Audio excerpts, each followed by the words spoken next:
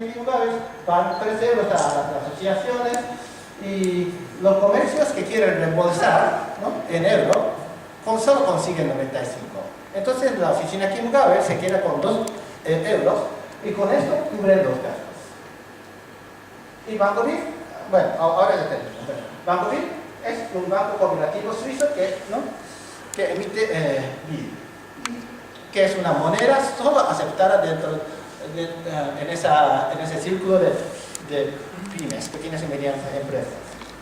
¿Y por qué las empresas piden crédito en BIF, no en el franco suizo? En primer lugar, tasa de interés más bajas. ¿Por qué? Por ejemplo, si yo deposito dinero a un banco y cobramos, tasa de interés, ¿no? O sea, si pongo 10.000 euros en mi banco, el banco me da, por ejemplo, 100 o 200 euros, ¿no?, de acuerdo con la tasa de interés.